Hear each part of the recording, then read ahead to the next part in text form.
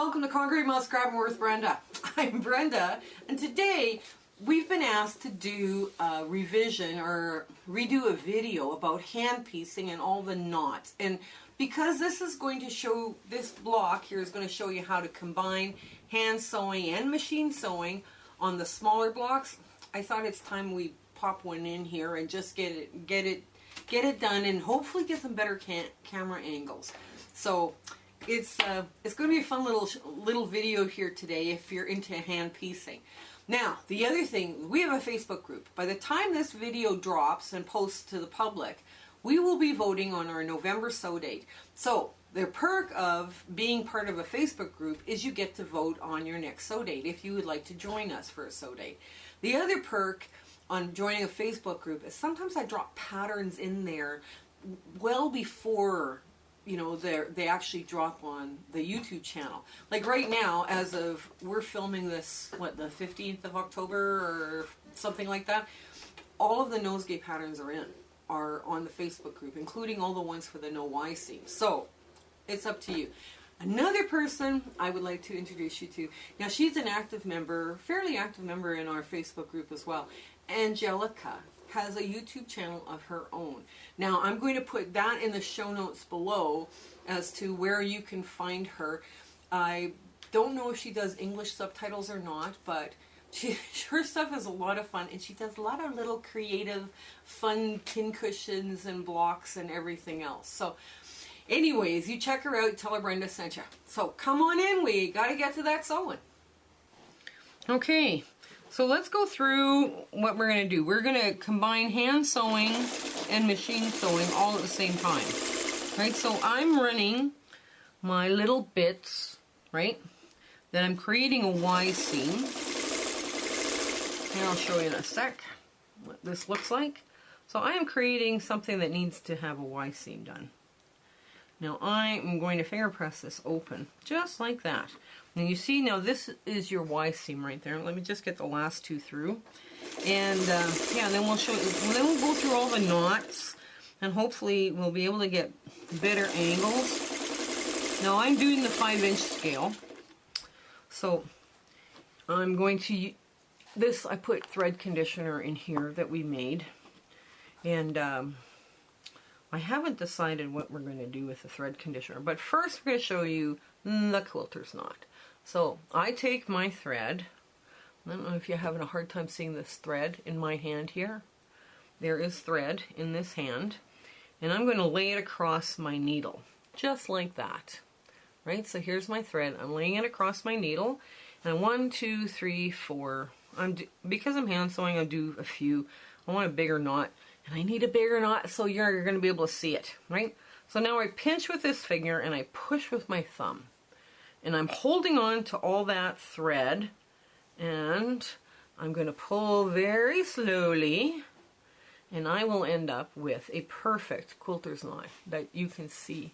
That's big enough for you to see. Hopefully it's big enough. Hopefully you can see it. Oh, maybe you can see it there.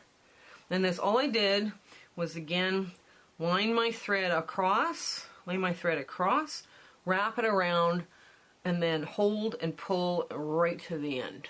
And once you practice this technique, and let's say you only have to wrap it like 3 times, then you have, then you have a tiny little knot. I like bigger knots because otherwise you're not going to see them, what we're doing here.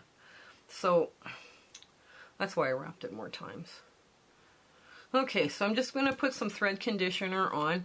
This thread is from the tip of my finger here to my elbow, right? It's a little short, but it's okay because I don't have a great big block to sew.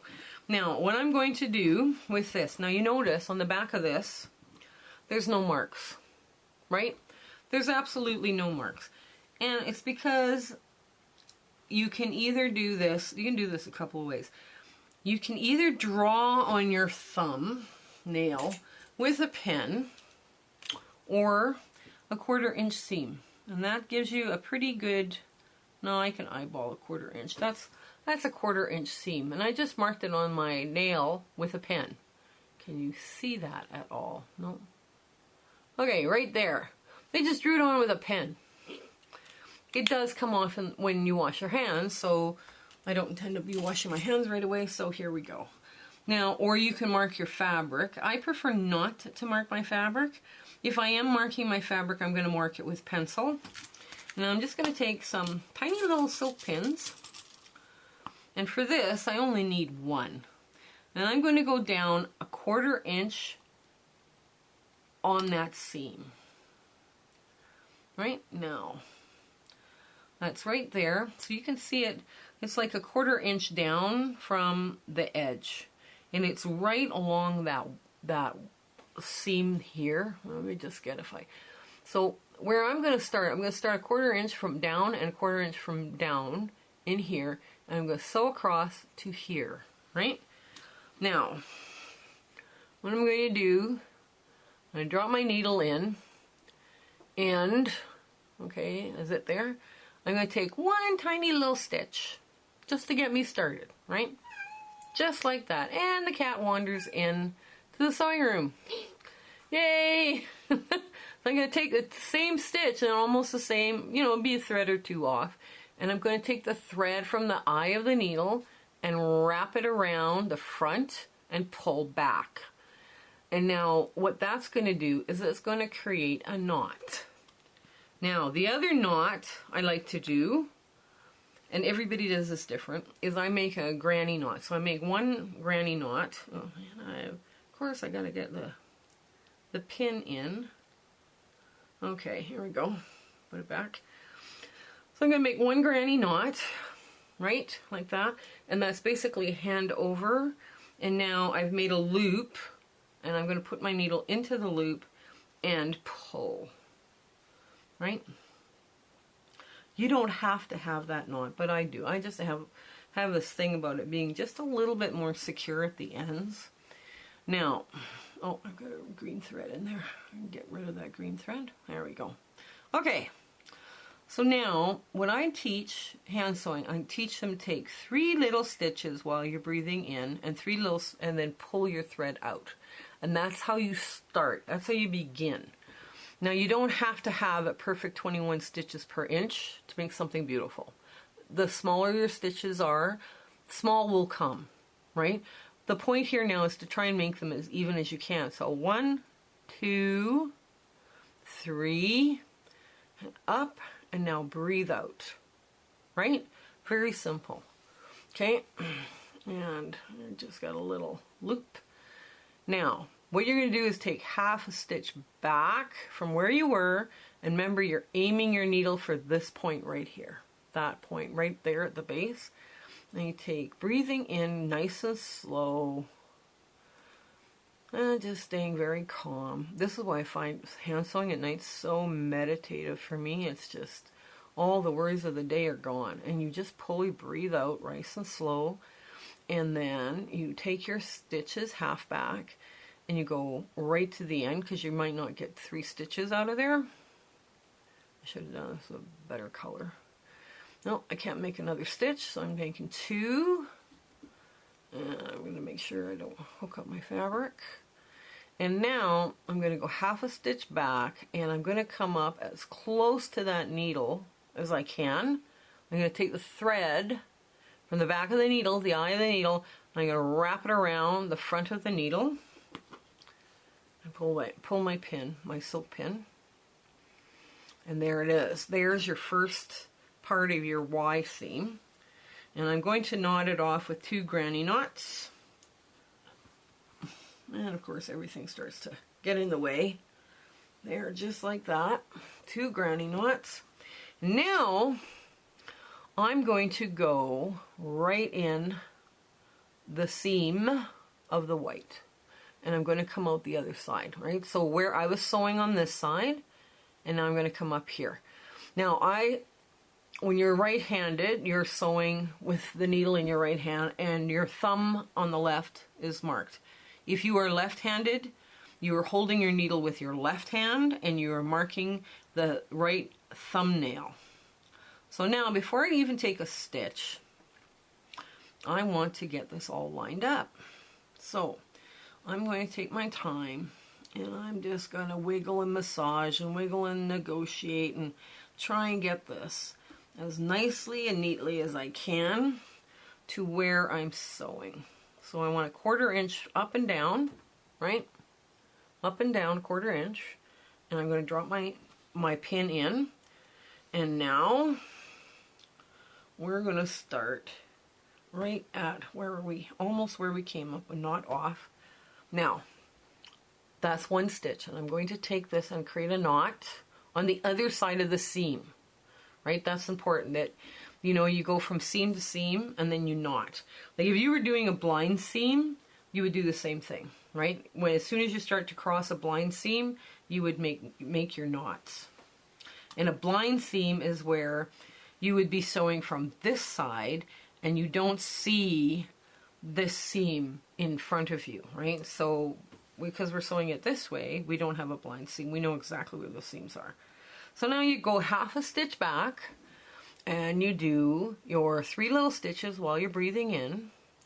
I can't do that when I'm talking because it's hard to breathe in and talk at the same time. And breathe out, and you're pulling your thread through, and I just lost the end of my thread. My needle slipped out at the end of my thread. That's okay. Just rethread it. There we go. There. Now you're going to take 1/2 stitch back. 1/2 stitch back. 3 little stitches. As small as you can make it, it'll come. Don't get too worked up about whether or not it's coming or not. And sometimes, and as you get better, you can take more stitches, right? As you see yourself improve, then we suggest, yeah, then you start taking more stitches. So now, here we go. Now here's my end. I'm right to the end. I'm going to bring the thread from the back around to the front. The eye of the needle thread goes around and under, right? I pull my silk pin, I pull my thread through, and I do 2 hand-over knots. Now, for every person that hand sews or hand pieces, they do a different series of knots. This is the way I do it. So then, once I got my 2 granny knots in place, I clip my thread, and I finger press this open, but this flat, right? So I want to get this nice flat little thing, and here she be.